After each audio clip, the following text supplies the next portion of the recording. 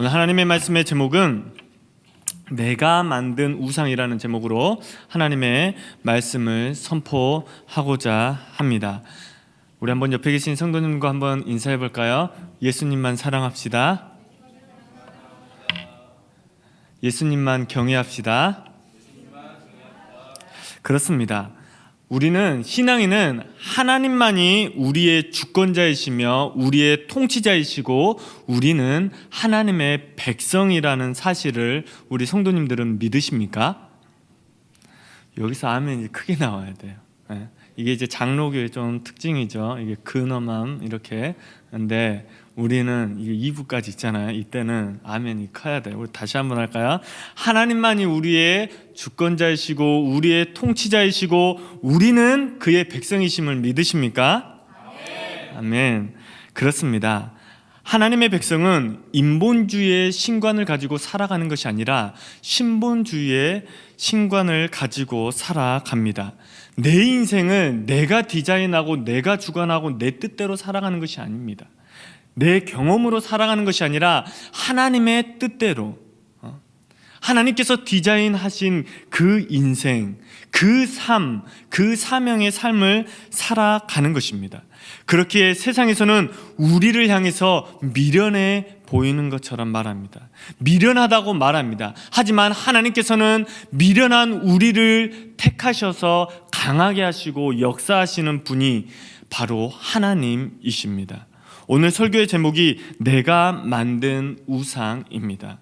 이스라엘 백성들은 우상을 스스로 만들었습니다. 우상이 만들어져 있었던 것이 아니라 이스라엘 백성들이 직접 스스로 만든 것입니다.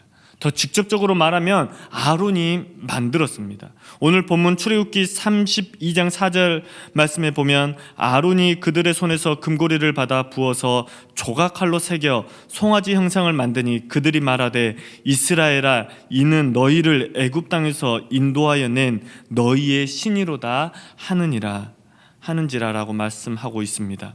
왜 이스라엘 백성들은 우상을 만들었을까요?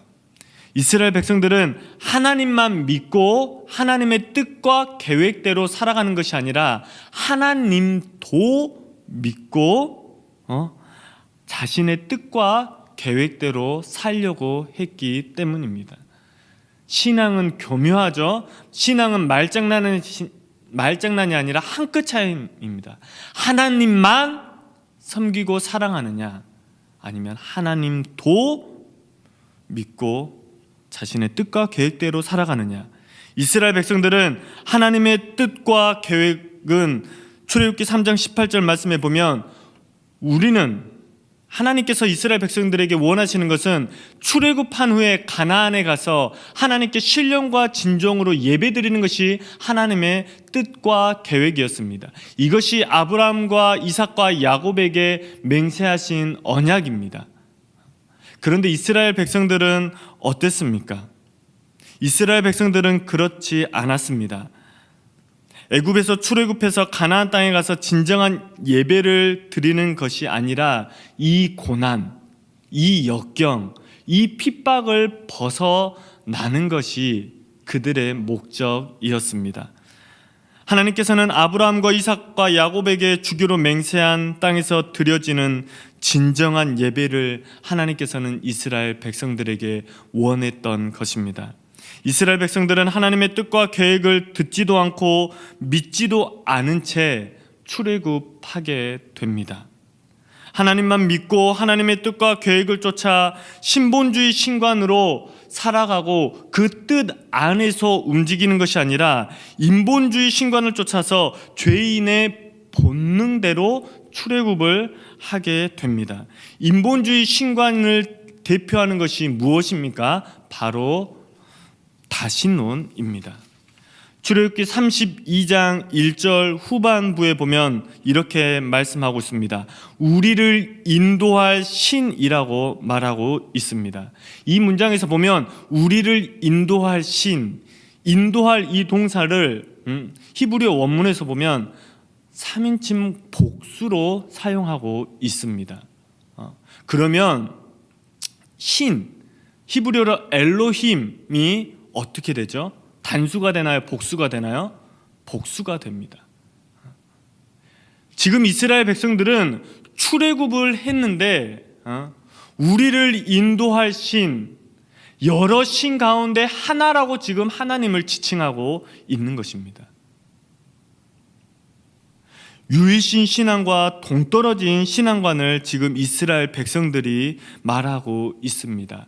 이 출애굽 과정에서 많은 기적과 이적을 행합니다. 이 32장 금송아지 사건 이전에 구름기둥과 불기둥으로 홍해가 갈라지고 말의 쓴물까지 경험하고 많은 기적을 경험했음에도 불구하고 그들에게 유일신은 하나님이 아니라 하나님도 많은 신 가운데에 우리를 풍요롭게 하는 하나의 신에 불과하다고 생각했습니다. 이것이 비극이요 불행의 시작입니다. 다신론 인본주의의 신과는 특징이 무엇입니까? 다신론은 인간이 하나님을 경배하고 경외하기보다는 인간의 소원이나 욕망을 채우려고 수단으로 삼는 것이 바로 다신론의 특징입니다. 저와 우리 성도님들은 어떻습니까? 하나님의 백성이기 때문에 하나님의 통치를 받기 위해서 우리 지금 이 자리에 있습니까? 아니면 내가 원하는 나의 소원과 나의 욕망이, 나의 기도 제목이 이루어져야 하기 때문에 기도하고 예배 드리는 것입니까? 이스라엘 백성들은 엄밀히 말하면 아론은 금송아지 형상을 만들었습니다. 왜 금송아지를 만들었을까요? 이 금송아지는 풍요와 다산을 뜻하는 우상입니다. 출애굽을 했습니다. 이제 이들에게 필요한 것이 무엇입니까? 풍요입니다. 풍요로 이어지려면 자녀들이 있어야 되고 그들에게는 충분한 자녀들이 있었고 또한 풍요가 이어지는 것이 다산으로 이어지기 때문에 이스라엘 백성들은 금송아지를 만들고 그들을 숭배했습니다. 이스라엘 백성들은 이제 노예가 아니니까 자신들에게 필요한 것, 풍요를 원했습니다. 우상이 무엇일까요? 우상은 다른 것이 아닙니다. 하나님보다 더 사랑하는 그 무엇이 아닐까요? 더 직접적으로 표현하자면 나의 필요를 채우려고 하나님보다 더 생각하는 그것이 곧 우상입니다. 우리는 누구도 우상에서 자유로울 수 없습니다. 현대에서 우상은 금송아지처럼 형상으로 이루어지지 않습니다. 나타나지 않습니다. 내가 하나님보다 더 사랑하고 생각하는 그것이 나의 우상이요 그것을 쫓아가면 우상 숭배로 이어집니다. 이스라엘 백성들은 금송아지를 만들기 전에 누구를 우상으로 섬겼을까요? 바로 모세입니다. 충격적이지 않나요? 어떻게 모세가 우상이 될 수 있지? 이스라엘 백성들에게 첫 번째 우상은 모세였습니다. 출애굽기 32장 1절 우리 한번 다 같이 읽어보겠습니다. 출애굽기 32장 1절 시작. 백성이 모세가 산에서 내려오미 더딤을 보고 모여 백성이 아론에게 이르러 말하되 일어나라 우리를 위하여 우리를 인도할 신을 만들라. 이 모세 곧 우리를 애굽 땅에서 인도하여 낸 사람은 어찌 되었는지 알지 못함이라. 이스라엘 백성들을 출애굽한 분이 누구시죠? 모세인가요? 아닙니다. 하나님입니다. 하나님께서는 모세를 통하여서 모세를 도구로 사용했습니다. 모세가 아니었습니다. 모세와 아론은 도구로 쓰임 받았는데 이스라엘 백성들은 모세가 다른 일을 하고 있는 것도 아니고 여행 간 것도 아닙니다. 하나님의 음성을 듣고 하나님께 직접 증거판을 받고 있는 그때에 하나님을 만나고 있는 그 시간인데도 이스라엘 백성들은 그 시간을 견디지 못합니다. 그리고 우리를 인도한 출애굽한 모세를 지금 우상으로 섬기고 있다라는 것입니다. 나에게 모세는 누구일까요? 저와 우리 성도님들에게 모세는 누구입니까? 예수님 한 분만으로 내 영혼과 마음이 평안이 없다면 우리 영혼과 마음 속에 우상이 자리 잡게 됩니다. 그리고 나를 향한 하나님의 뜻과 계획을 신뢰하지 못하고 방황하게 됩니다. 아브라함은 이삭을 낳고 이삭이 리브가와 결혼한 후에 시간이 지나 쌍둥이를 임신했습니다.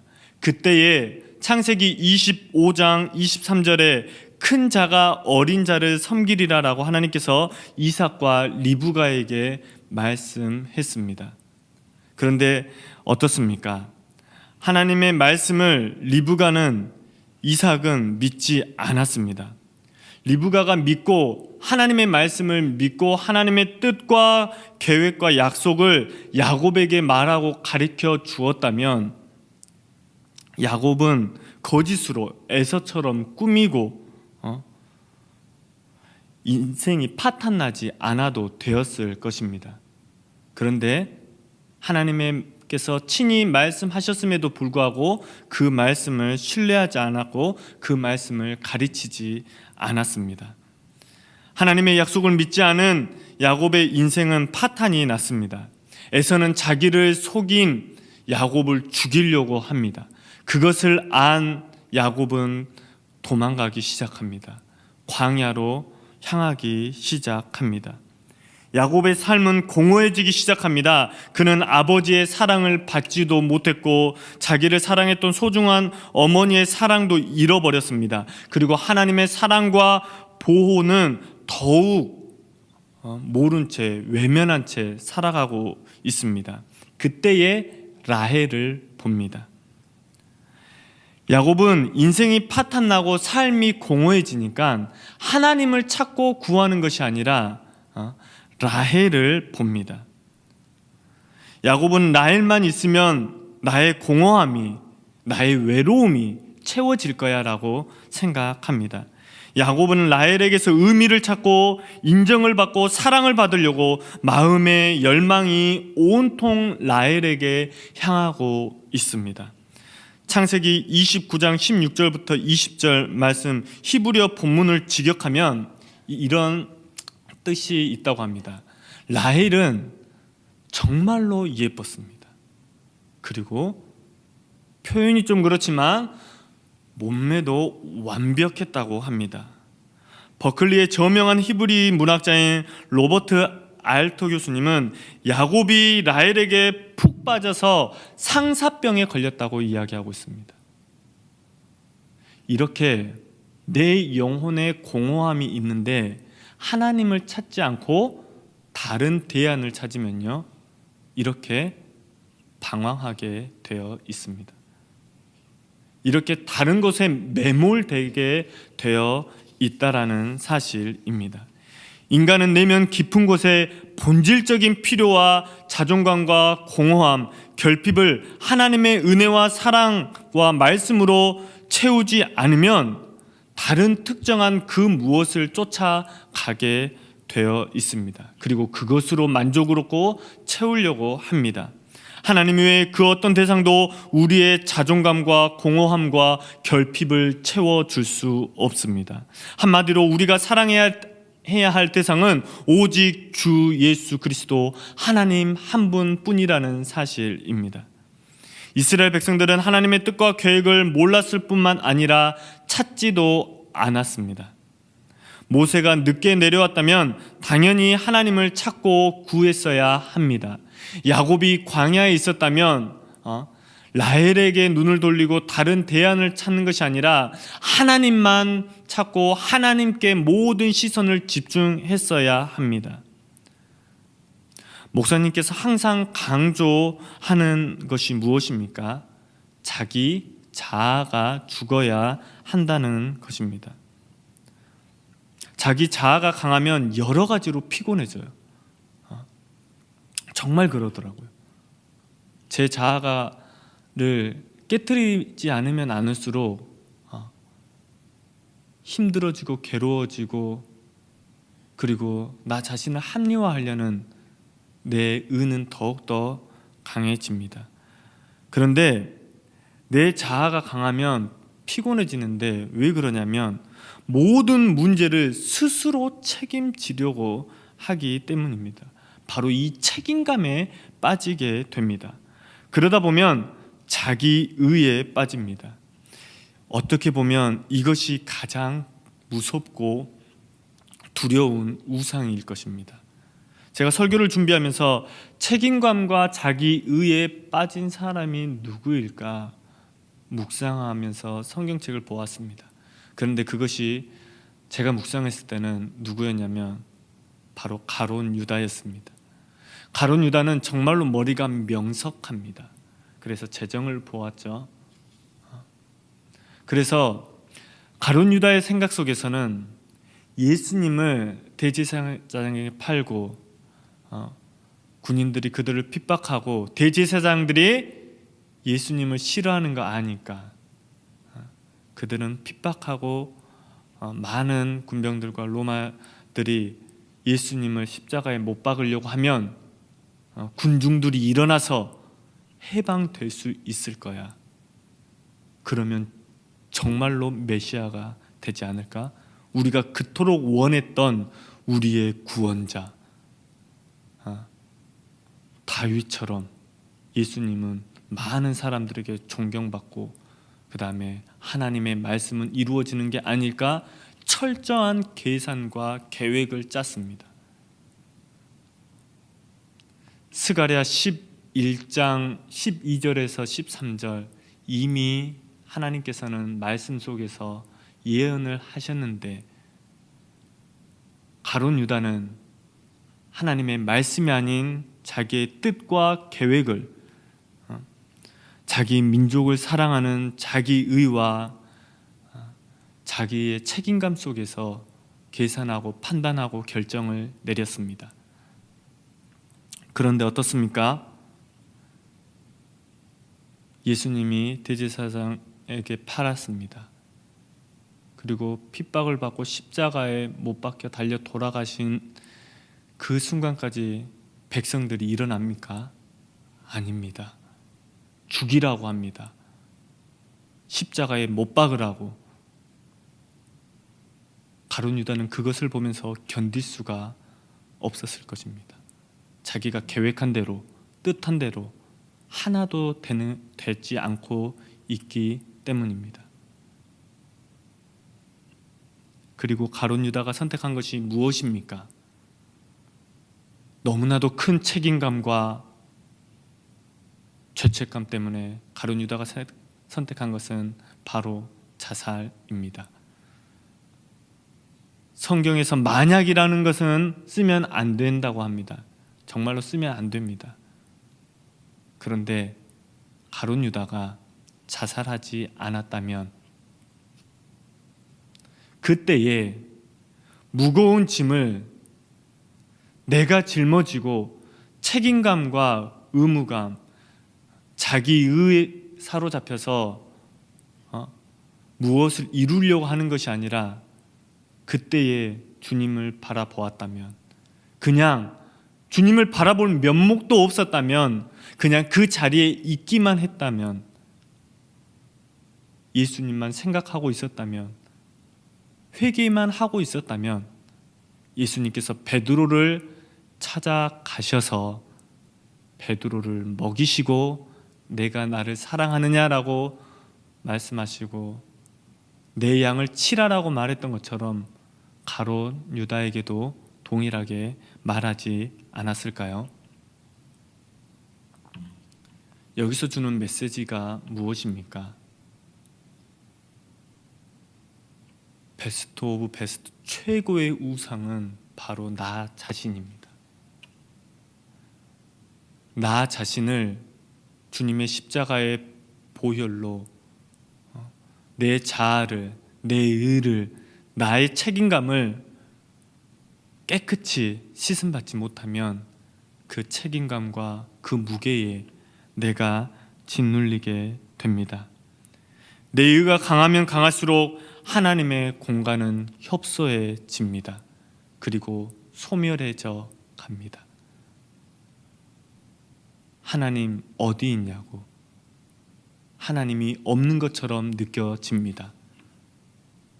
그렇기 때문에 신앙생활 하는 사람도 극단의 선택을 하는 겁니다. 왜냐하면 그 자리에 가면 공허함 속에 나의 영혼은 메말라 버리고 소멸해져 버려서 아무것도 보이지 않기 때문입니다. 하나님께서 저와 우리 성도님들에게 원하는 것은 오늘 첫 시간에서는 바로 너의 우상은 무엇이냐? 이스라엘 백성들에게 우상은 바로 모세였습니다. 모세가 우상이었다고 그 누구도 생각해 보았을까요? 저와 우리 성도님들도 하나님 외에 다른 무엇에 지금 의지하고 있다면 그것이 곧 우상이라는 사실입니다. 그래서 우리가 하나님께 가지고 나아가야 될 것이 다른 것이 아니라 바로 나 자신과 그리고 내가 지금 의지하고 있는 대상을 바라보고 쫓아가고 대안으로 삼는 것이 아니라 하나님 앞으로 나아오는 겁니다. 나아가는 것입니다.